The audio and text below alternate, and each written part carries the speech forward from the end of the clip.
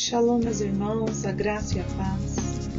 Estamos aqui para mais um resumo EBD de jovens. Estamos estudando o perigo das tentações e a nossa lição de número 7, ela diz o seguinte: construindo tudo para a minha glória. Nosso texto principal está em Isaías 42:8, que diz o seguinte: Eu sou o Senhor, este é o meu nome, a minha glória, pois a outrem não darei, nem o meu louvor às imagens de escultura. Estudamos o perigo da tentação do orgulho. Pois é, a nossa passagem bíblica é Daniel 4, a partir do verso 27, e estudamos aqui a passagem de Nabucodonosor. E na nossa aula neste domingo estudamos um pouquinho sobre Nabucodonosor. Quem foi este homem, né? Este grande homem, um homem histórico. E grande por quê? Porque ele era um homem destemido, ele era um homem estrategista, que fundou um grande império, um homem que edificou grandes construções, edifícios, jardins, inclusive considerado uma das 7 maravilhas do mundo. Então, quem é esse homem tão poderoso em sua época? E o que o orgulho tem a ver com este homem, né? Nabucodonosor, nessa passagem de Daniel 4, ele não reconhece a soberania de Deus. Ele entende em seu coração que todas as coisas que ele fazia, que ele conquistava, que ele edificava sobre o seu reino, era obra da sua própria mão e do seu próprio pensamento. E Daniel, colocado ali por Deus como seu conselheiro, vai avisá-lo sobre o perigo da altivez. Pois é, será que isso acontece no nosso dia a dia? Será que hoje ainda há este sentimento entre nós de orgulho, de altivez? Né? Desde situações mais simples, como não ouvir a experiência dos mais velhos, não admitir que errou, não aceitar uma crítica de forma ponderada, achar que não precisa mais melhorar, que já sabe de todas as coisas, esse sentimento que fere o ego, né? E qual é o perigo desse sentimento?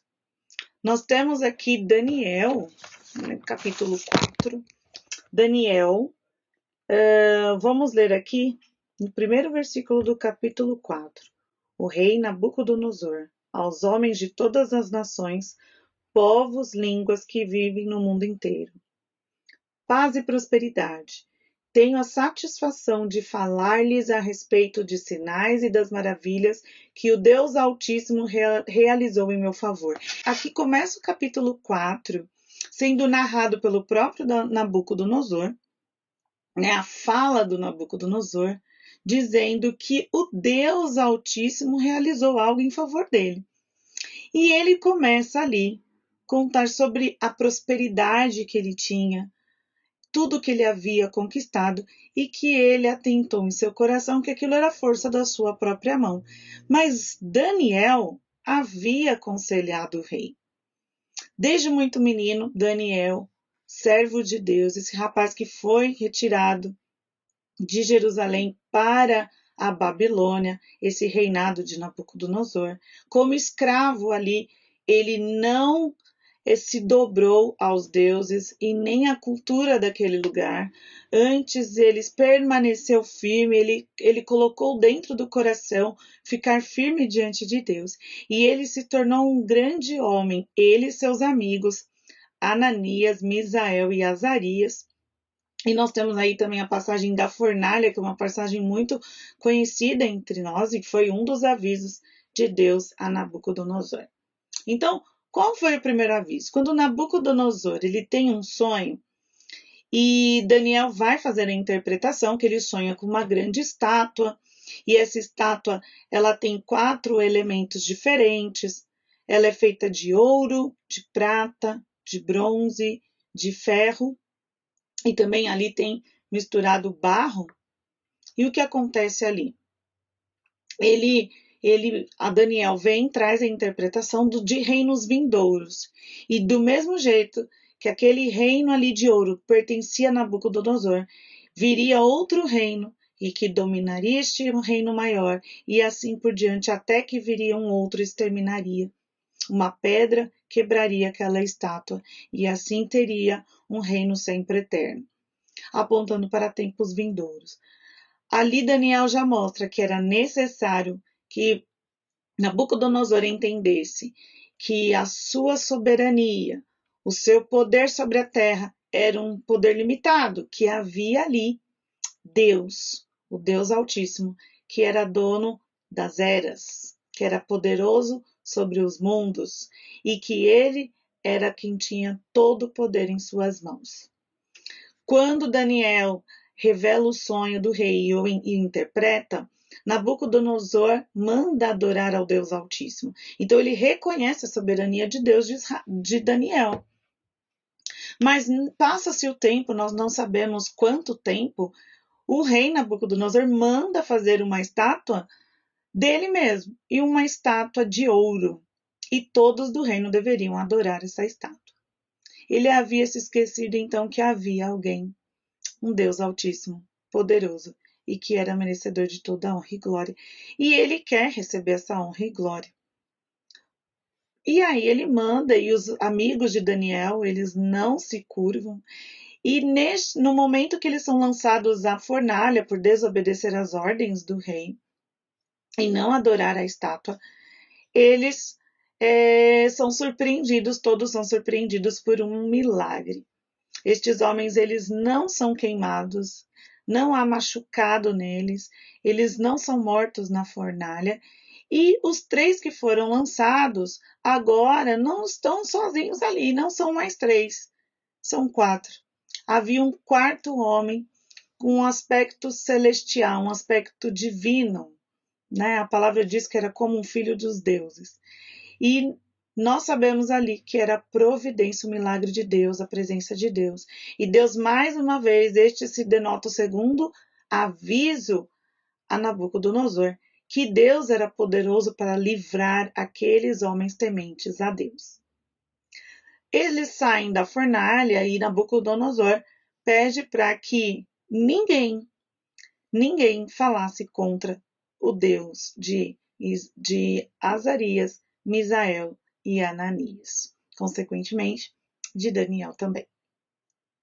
E ali ele reconhece a magnitude de Deus. Porém, ele se esquece novamente e ele vai ter outro sonho. Mais uma vez no sonho, neste próximo sonho, e a gente não sabe o período de tempo que tem aí entre um acontecimento e outro, mas ele sonha com uma grande árvore, uma árvore tão grande que a copa chega até o céu. E essa árvore, ela é rica em galhos, em frutos, e ela consegue ali abrigar os animais e trazer sustento para aquele lugar.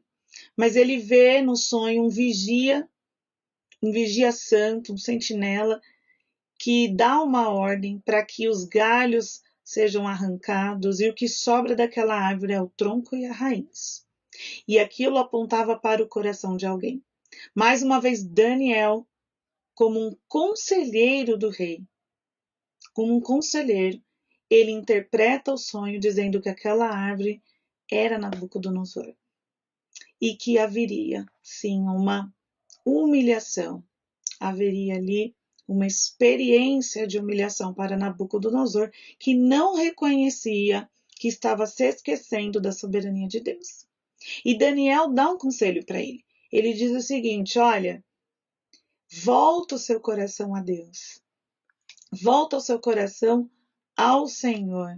Se arrepende. Vamos ler essa passagem? No versículo 22. Essa árvore, ó rei, és tu. Tu te tornaste grande e poderoso, pois a tua grandeza cresceu até alcançar o céu, e o teu domínio se estende até os confins da terra. E aí vem a consequência logo em seguida, no versículo 25. Tu serás expulso do meio dos homens e viverás com os animais selvagens. Comerás capim como os bois e te molharás com o orvalho do céu. Passarão 7 tempos até que admitas que o Altíssimo domina sobre os reinos dos homens e os dá a quem quer. A ordem para deixar o toco da árvore com as raízes significa que o teu reino te será devolvido quando reconheceres que os céus dominam. Portanto, ó rei, aceita o meu conselho, renuncia aos teus pecados e à tua maldade, e pratica a justiça, e tem compaixão dos necessitados. Talvez então continues viver em paz. Nós temos o conselho de Daniel, e nós somos hoje aconselhados pela palavra. Nós recebemos os conselhos dos nossos pais, dos nossos líderes, pessoas que estão ali a nosso favor, que são a boca de Deus aqui para nós. Então é necessário escutarmos.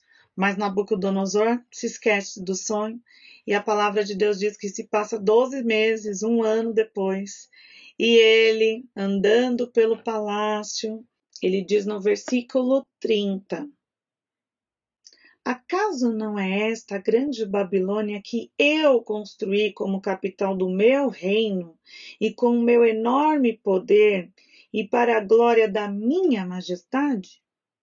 Então ele não reconhece o senhorio de Deus.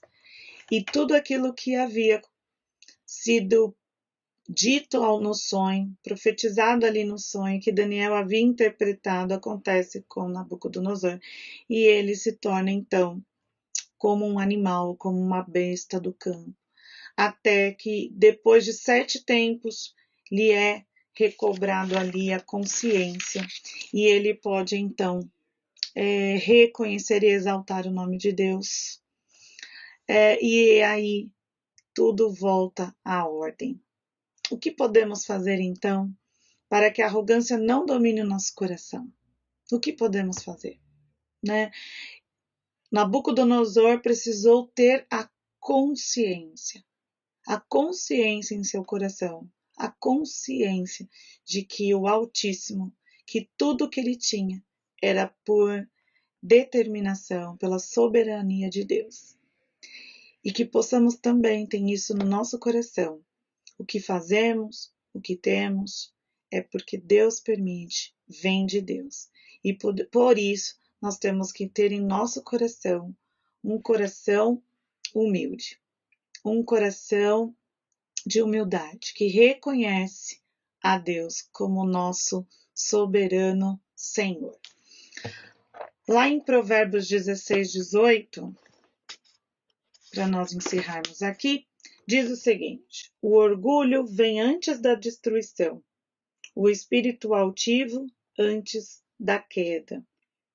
No 15:33 diz: o temor do Senhor ensina a sabedoria e a humildade antecede a honra.